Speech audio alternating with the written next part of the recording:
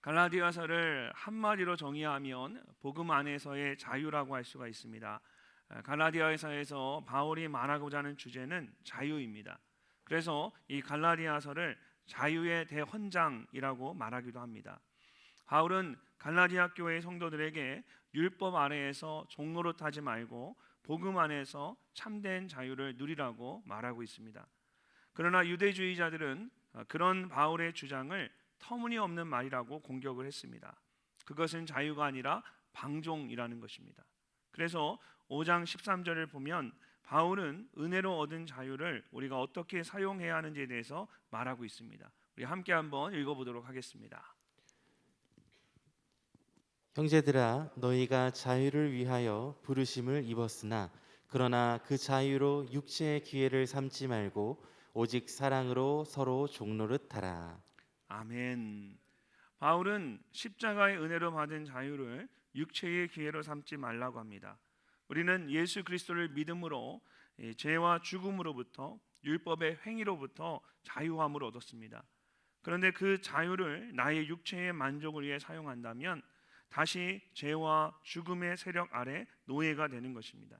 그렇다면 예수 그리스도를 믿음으로 자유를 얻은 우리는 어떻게 해야 할까요?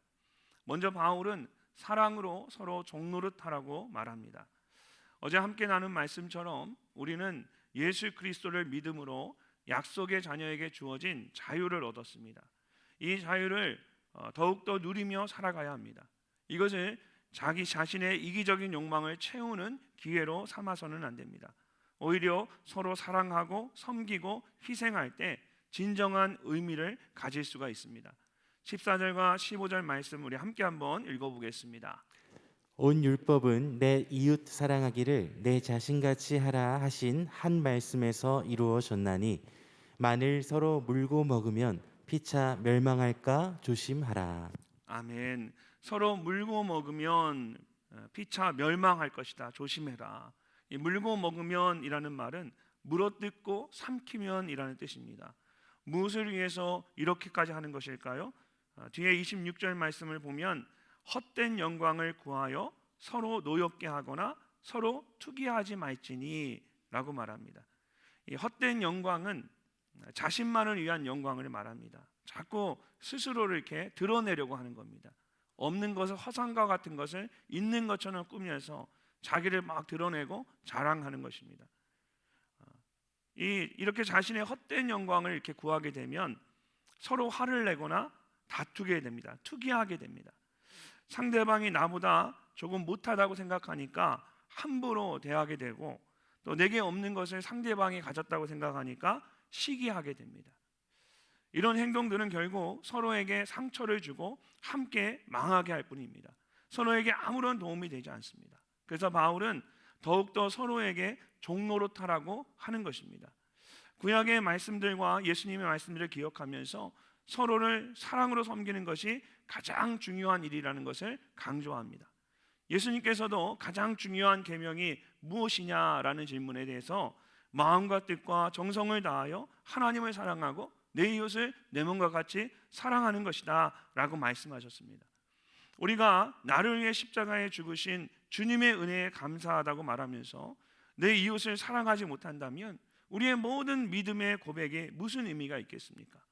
빌립보서 2장에서 바울은 예수 그리스도의 십자가의 죽으심을 이렇게 표현하고 있습니다. 우리 함께 한번 읽어보도록 하겠습니다.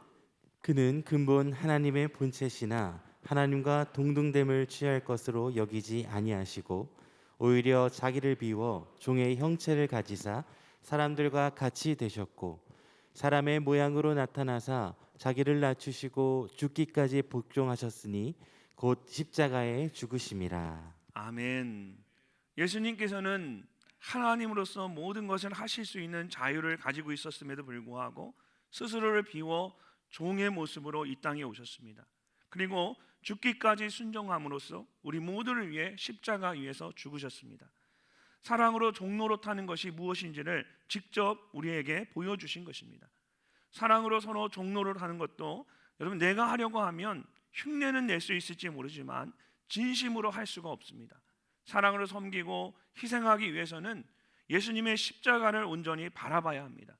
그랬을 때 비로소 내게 주어진 자유를 나를 위해 사용하지 않고 형제를 사랑함으로 섬기는 일을 위해 사용할 수가 있습니다. 목회를 해보면서 정말 사랑할 수 없는 사람이 있습니다. 정말 너무 믿고 화가 나는 사람들이 있어요. 근데 그런 사람도 사랑해야 할 때 저는 예수님의 십자가를 묵상합니다. 예수님이 나를 어떻게 사랑했는지를 묵상해 보면, 예수님이 나를 사랑하신 것을 생각해 보면 사랑하지 못할 사람이 없는 거예요. 주님이 나를 그토록 사랑해 주셨는데 내가 누군가를 사랑하지 못한다라는 것이 주님 앞에 너무나 부끄럽고 그것이 불가능하지 않다라는 것을 알게 되는 것입니다. 하루가 행복하려면 이발을 해라. 한 주가 행복하려면 여행을 해라. 한 달이 행복하려면 새 집으로 이사를 해라. 한 해가 행복하려면 결혼을 해라. 그러나 일생이 행복하려면 이웃을 사랑으로 섬기라는 그런 말이 있습니다. 세상 사람들만 이렇게 말하는 것일까요? 예수님도 서로 사랑하라고 말씀하셨습니다. 새 계명을 너희에게 주노니 서로 사랑하라. 내가 너희를 사랑한 것 같이 너희도 사랑하라. 너희가 서로 사랑하면 이로써 모든 사람들이 너희가 내 제자인 줄을 알리라. 예수님께서는 우리가 서로 사랑하기를 원하십니다. 예수님께서 죄인 되었던 우리를 사랑하셨던 것처럼 우리도 서로 사랑하기를 원하십니다. 그럴 때에 복음 안에서 누리는 이 자유가 방종이 되지 않고 더욱 온전해질 수가 있습니다. 한번 깊이 생각을 해보십시오. 여러분, 사랑으로 서로 종노릇하라고 했는데 어떤 것이 실제로 그렇게 사랑하는 것인가를 한번 생각을 해보십시오. 제가 한번 생각해 봤어요. 가장 먼저 떠오르는 것이 부모가 자녀를 사랑하는 것입니다. 자녀들을 보면 어제도 말씀드렸지만 굉장히 당당합니다. 여기 있는 우리 자녀들도 얼마나 이쁘고 귀합니까? 이 새벽에 같이 나왔으니 얼마나 당당하겠어요. 그래서 아이들은 보면 그냥 이유도 없이 부모 앞에서는 당당합니다. 부모의 것을 마음대로 받아 누리면서도 미안해하지 않습니다. 그런데 정말 더 놀라운 것은 그런 부모가 자녀가 그렇게 하는 것을 그냥 자녀에게 내가 아낌없이 줄 수 있고 내가 사랑을 베풀어주고 자녀가 그것을 누리고 받아주는 것만으로 이 부모는 행복하다라는 거예요. 아이에 대해서 그냥 그저 주는 것만으로 부모는 행복해요. 자신의 모든 것을 자녀에게 아낌없이 부어주면서도 하나도 이 부모는 아까워하지 않습니다. 내가 손해본다는 생각을 하지 않습니다. 세상의 대부분의 사랑은 give and take, 주고받는 사랑입니다. 사랑받은 만큼 사랑하고 사랑해야 할 만큼만 사랑합니다. 그러나 부모와 자녀의 사랑은 다릅니다. 아무 조건 없이 진심으로 사랑합니다. 우리는 말로만 사랑하지 않고 부모가 자녀를 사랑하듯 주님이 우리를 사랑하듯이 서로를 진심으로 사랑해야 합니다. 그렇게 서로를 사랑하는 우리 모두가 되시기를 주의 이름으로 축복합니다. 우리의 가정이 그래야 되고 우리의 교회가 그래야 됩니다. 교회가 서로 사랑하고 서로 섬기고 서로 희생하고 주님이 우리를 사랑할 듯 우리의 가정이 정말 서로 아낌없이 사랑하고 진심으로 사랑하고 그러면 우리의 가정과 우리의 교회가 천국이 되고 하나님의 나라가 되는 것입니다. 자, 그렇다면 우리가 어떻게 해야 사랑으로 서로 종노릇할 수 있을까요? 오늘 말씀을 보면 바울은 성령을 따라 행할 때 이것이 가능하다라고 말합니다. 자, 16절 말씀을 우리 함께 읽어보도록 하겠습니다. 내가 이르노니 너희는 성령을 따라 행하라. 그리하면 육체의 욕심을 이루지 아니하리라. 아멘. 여러분, 세상 사람들의 사랑은 기본적으로 이기적일 때가 많습니다. 사랑한다 하지만 사실은 자신을 사랑하는 경우가 더 많죠. 그 속에 죄된 본성이 있기 때문입니다. 창세기 4장에 보면 가인이 동생 아벨을 죽이고 하나님께서 내 아우가 어디 있느냐라고 물었을 때에 이렇게 대답했습니다. 내가 알지 못한 아이다. 내가 내 아우를 지키는 자이니까. 내가 내 아우를 지키는 자입니까? 이것이 우리의 죄된 본성의 모습입니다. 죄로 인해 타락한 인간은 기본적으로 자기만을 생각합니다. 또한 오늘날 이 죄로 가득한 이 세상이 자신을 사랑하는 것이 가장 중요하다라고 우리에게 계속해서 가르쳐 줍니다. 그래서 육체의 욕심을 따라 자기 중심적인 삶을 살아가게 됩니다. 17절 말씀을 보십시오. 육체의 소욕은 성령을 거스리고 성령은 육체를 거스르나니 이 둘이 서로 대적함으로 너희가 원하는 것을 하지 못하게 하려 함이니라. 육체의 소욕이라고 했을 때에 이 소욕은 무슨 뜻일까요? 이전에는 이것을 정욕이라고 번역을 했습니다. 그래서 단순히 우리가 아는 육체의 정욕 이 정도로 이것을 생각을 했습니다. 근데 다른 한글 성경을 보면 이것을 욕망이라고 말합니다.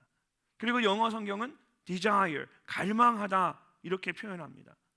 이처럼 이 소욕은 단지 육체의 정욕과 같은 것만을 말하는 것이 아닙니다. 이것은 어떤 것을 지나치게 갈망하고 욕심내는 것입니다. 그리고 그 지나친 갈망과 욕심이 그 사람의 육체를 지배하는 것을 말합니다.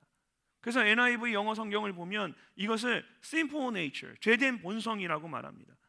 우리가 예수님을 알지 못하고 구원받지 않은 상태로 살아갈 때에는 이런 것이 아무런 문제가 되지 않았습니다. 욕망을 따라 소욕을 따라 나의 죄된 본성을 따라 살아가는 것이 아무런 문제가 되지 않았습니다. 오래전부터 이 죄된 본성을 가지고 육체의 소욕을 따르는 삶을 살아왔기 때문에 그런 삶이 전혀 낯설지 않습니다. 오히려 익숙합니다. 그렇게 사는 것이. 그러나 예수님을 믿고 성령님이 내 안에 임재하시고 우리 하나님의 자녀가 되면 우리 안에 성령님이 임하시고 우리의 삶이 바뀌기 시작합니다. 그때부터는 불편해지기 시작하는 겁니다. 육체의 소욕을 따라 살려고 하는 옛 성품과 성령을 따라 살려고 하는 새 성품이 내 안에서 서로 갈등하고 싸우기 때문입니다. 그럴 때에 우리는 무엇을 따라 살아갈 것인지를 결정해야 합니다. 내가 무엇을 따라 살아갈까? 마태복음 7장을 보면 예수님께서 이런 상황에 대해서 이렇게 말씀하셨습니다. 좁은 문으로 들어가라. 멸망으로 인도하는 문은 크고 그 길이 넓어 그리로 들어가는 자가 많고 생명으로 인도하는 문은 좁고 길이 협착하여 찾는 자가 적음이라. 육체의 소욕을 따라 살아가는 것은 넓은 길을 가는 것처럼 익숙하고 편안한 삶입니다. 그러나 그 끝에는 죽음만이 있을 뿐입니다. 반면에 성령을 따라 살아가는 것은 육체의 소욕과 싸워야 하는 좁고 힘든 길입니다. 그러나 그 끝에는 생명이 있습니다. 여러분은 무엇을 따라 살아가기를 원하십니까? 18절 말씀을 보면 너희가 만일 성령의 인도하시는 바가 되면 율법 아래 있지 아니하리라고 말합니다. 이것은 16절에서 성령을 따라 행하라 그리하면 육체의 욕심을 이루지 아니하리라는 말한 것과 똑같습니다. 성령을 따라 행할 때에 우리가 율법 아래 있지 않고 육체의 욕심을 이길 수가 있습니다.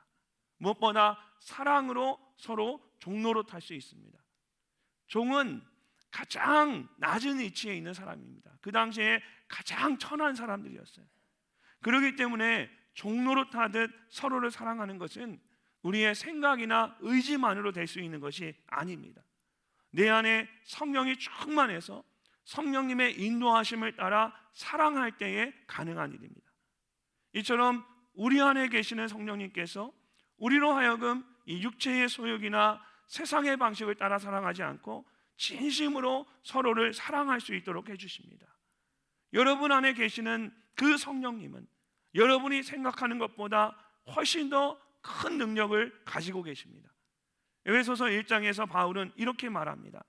우리 주 예수 그리스도의 하나님 영광의 아버지께서 지혜와 계시의 영을 너희에게 주사 하나님을 알게 하시고 너희 마음의 눈을 밝히사 그의 부르심의 소망이 무엇이며 성도 안에서 그 기업의 영광이 풍성함이 무엇이며 그의 힘의 위력으로 역사하심을 따라 믿는 우리에게 베푸신 능력의 지극히 크심이 어떠한 것을 너희로 알게 하시기를 구하노라. 예수 그리스도를 믿음으로 구원받은 하나님의 자녀에게는 모두 이와 같은 성령님이 계십니다. 그 성령님께서 여러분의 눈을 밝혀주셔서 하나님을 알게 하시고 부르심의 소망의 그 영광의 풍성함을 알게 하시고 그 능력의 지극히 크심을 알게 하십니다. 그리고 서로를 진심으로 사랑할 수 있게 해주십니다. 성령을 따라 행하시는 여러분들이 되시기를 주님의 이름으로 축복합니다. 우리가 성령을 따라 서로 종로를 따듯 사랑할 수가 있습니다. 그리고 마지막으로 성령을 따라 행할 때에 우리는 이 성령의 열매를 맺게 됩니다. 자, 19절 말씀을 보면 바울은 육체의 일은 분명하니 라고 말합니다. 분명하다라는 얘기는 뚜렷한 패턴이 있다는 뜻입니다. 19절부터 21절까지의 말씀을 보십시오. 육체의 일은 분명하니 곧 음행과 더러운 것과 호색과 우상 숭배와 주술과 원수 맺는 것과 분쟁과 시기와 분냉과 당짓는 것과 분열함과 이단과 투기와 술 취함과 방탕함과 또 그와 같은 것들이라. 전에 너희에게 경계한 것 같이 경계하노니 이런 일을 하는 자들은 하나님의 나라를 유업으로 받지 못할 것이요. 우리가 가진 성경에는 육체의 일은 분명하네요. 육체의 일이라고 되어 있지만 이런 원어 성경에는 육체의 일들이라고 복수로 되어 있습니다. 그리고 그것들은 한 번에 15가지를 나열할 수 있을 정도로 분명하게 드러납니다. 바울이 말하는 15가지 육체의 일들은 크게 세 묶음으로 나눠서 생각해 볼 수 있습니다. 먼저는 성적인 것과 관련된 육체의 일들입니다. 처음에 나오는 음행과 더러운 것과 호색이 바로 그런 것들입니다. 육체를 따라 살아갈 때에 첫 번째로 드러나는 현상들은 이처럼 성적으로 타락한 삶을 사는 것입니다. 남녀노소를 막론하고 성령을 따라 살지 않으면 이런 육체의 일로 인해서 넘어지게 됩니다. 두 번째 묶음은 자기 중심적인 것들입니다. 20절에 나오는 우상 숭배와 주술, 그리고 21절에 나오는 술 취함과 방탕함이 바로 그런 것들입니다. 사람들이 우상 숭배를 하는 이유가 뭘까요? 왜 사람들이 우상 숭배를 할까요? 자기만을 위한 신을 만드는 거예요. 자기가 마음대로 부릴 수 있는 자기만을 위한 신을 만들고 싶은 거예요. 주술도 똑같습니다. 자신을 위해 악한 세력을 이용하는 것입니다. 술 취함과 방탕함도 마찬가지입니다. 책임 있는 삶을 살지 않고 자기를 포기하는 전형적인 모습입니다. 세상을 살아가면서 겪게 되는 그런 문제들이 여러분 술에 취한다고 해서 해결이 됩니까? 외면하고 마음대로 산다고 해서 해결이 될까요? 그렇지 않습니다. 술 취함과 방탕함은 아무런 도움이 되지 않습니다. 자신만을 위한 이기적인 행동일 뿐이에요. 무책임한 행동입니다. 세 번째는 관계와 관련된 것입니다. 원수 맺는 것과 분쟁과 시기와 분냄과 당짓는 것과 분열함과 이단과 투기가 그런 것들입니다. 이런 것들은 사람들과의 관계 가운데 상처를 주고 깨어지게 만듭니다. 음행이나 더러운 것이나 우상숭배와 바탕한 것은 그런 것에 비하면 이런 관계와 관련된 육체의 일들이 좀 더 가벼운 것처럼 우리가 느껴질 수가 있습니다. 근데 바울은요 15가지의 육체의 일들을 말하면서 무려 8가지나 관계를 깨트리는 것에 대해 말하고 있습니다. 그만큼 관계를 깨트리는 이런 모든 것들, 이런 것들이 심각하다라는 거예요. 이걸 심각하게 보고 있는 거예요. 왜 그럴까요? 결국 이런 모든 것들이, 관계를 깨트리는 이런 모든 육체의 일들이 음란한 것이나 자기 중심적인 것으로부터 다 나오는 것들이기 때문입니다. 내 안에 있는 그런 것들로부터 이런 관계를 깨트리는 것들이 겉으로 드러나는 것뿐이에요. 21절 마지막 말씀을 보면 이런 일을 하는 자들은 하나님의 나라를 유업으로 받지 못할 것이요 라고 말합니다. 결국 이를 갈며 후회하게 될 것입니다. 반면에 성령을 따라 사는 삶은 어떻습니까? 22절부터 시작되는 말씀을 보면 바울은 성령을 따라 행하면 성령의 열매를 맺게 된다라고 말합니다. 근데 말씀을 잘 보시면 바울이 육체를 따라 사는 삶은 육체의 일들이라고 말하고 있고 성령을 따라 사는 삶은 성령의 열매라고 말하고 있습니다. 육체의 일에 대해서는 복수로 말하고 있고 성령의 열매에 대해서는 일이라고 말하지 않고 열매라는 말을 사용했습니다. 그리고 그것을 단수로 표현했습니다. 육체의 일을 복수로 표현한 이유는 그만큼 육체를 따라 사는 삶이 복잡하고 얽혀 있음을 말하는 것입니다.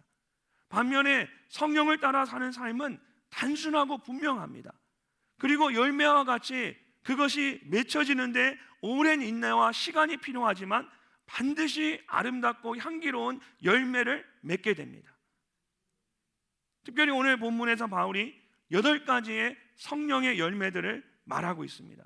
이것도 세 묶음으로 나눠서 생각해 볼 수 있습니다. 첫 번째는 사랑과 희락과 화평으로 하나님을 알 때에 생기는 성령의 열매입니다. 우리는 하나님을 통해서 진정한 사랑이 무엇인지를 알 수가 있습니다. 또 그 사랑으로 인해 우리 안에 기쁨이 넘치고 마음의 평안을 얻게 됩니다. 이처럼 하나님과의 관계 가운데 열매가 있는 사람들은 사람들과의 관계에도 자연스럽게 열매를 맺게 됩니다. 사람을 대하는 태도가 자연스럽게 달라지는 것입니다. 오래 참음과 자비와 양선이 바로 그런 성령의 열매들입니다. 다른 사람들에 대해서 좀 더 인내하고 넉넉하고 선한 마음을 갖게 됩니다. 이렇게 하나님과의 관계나 사람들과의 관계 가운데 열매를 맺게 되면 자연스럽게 내 안에 맺어지는 아름다운 열매가 있습니다. 바로 충성과 온유와 절제입니다. 이것은 나의 인격과 관련된 것들입니다. 나를 충성스럽고 온유하며 절제할 줄 아는 그런 인격을 가진 사람으로 만들어주는 것입니다. 23절을 보면 바울은 이런 성령의 열매에 대해 말하면서 마지막에 이 같은 것을 금지할 법이 없느니라 말하고 있습니다. 가지가 포도나무에 붙어 있으면 풍성한 열매를 맺게 되는 것처럼 우리가 성령을 따라 살아가면 이런 성령의 열매가 맺지 말라고 해도 자연스럽게 맺어질 수밖에 없는 것입니다. 누구도 이것을 멈추고 금할 수가 없는 것이죠. 육체를 따라 사는 사람에게는 육체의 일들만 드러나게 됩니다. 그러나 성령을 따라 사는 사람에게는 성령의 열매가 맺어지게 됩니다. 내가 어떠한 열매를 맺는가, 이것이 먼저가 아니라 내가 무엇을 따라 살아가고 있는가, 내 안에 무엇이 있는가, 내가 무엇을 따라 살고 있는가, 이것이 먼저라는 것입니다. 여러분, 성령의 열매를 풍성히 맺는 삶이 되시기를 주의 이름으로 축원합니다. 좋은 나무가 좋은 열매를 맺듯이 우리가 성령 충만할 때에 성령의 열매를 맺으며 살아갈 수가 있습니다. 시냇가에 심긴 나무와 같이 때에 따라 성령의 열매를 풍성히 맺으며 살아가는 여러분들이 되시기를 주님의 이름으로 축복합니다. 주님께서 십자가의 죽으심으로 우리를 모든 죄로부터 자유하게 하셨습니다. 복음 안에서 누리는 이 자유가 방종이 되지 않고 참된 자유가 되기 위해서는 바울이 말하고 있는 것처럼 우리가 성령을 따라 행해야만 합니다. 성령을 따라 살아갈 때에 우리가 이 성령의 열매를 맺으며 주님이 원하시는 삶을 살 수가 있습니다. 결국 이 모든 것이 성령의 역사입니다. 내가 성령님과 함께 할 때에 모든 육체의 일들을 버리고 성령의 열매를 맺으며 살아갈 수가 있습니다. 내가 이 육체의 일을 하지 말아야겠다, 이거 나 끊어야겠다, 내가 하고 싶다고 해서 되어지는 일들이 아니죠. 내가 담배를 끊어야지, 내가 술을 멀리해야지, 내가 이 음란한 생각을 내 머릿속에서 지워버려야지, 육체의 정욕을 끊어야지, 이게 내 생각과 내 의지로 된다면 얼마나 좋겠어요. 근데 이 육체의 소욕들을 끊어버리는 것은 나의 의지나 나의 노력으로, 나의 행위로 되어지는 것이 아닙니다. 성령님이 내 안에 들어오시면 자연스럽게 끊어지는 것들이에요. 담배 냄새가 갑자기 역겹게 느껴지죠. 술을 마시면 갑자기 다 토해내고, 머릿속에 주님으로 인한 그런 영적인 일들이 가득 채워지게 되고, 성령을 따라 행할 때 이 모든 육체의 일들이 다 끊어집니다.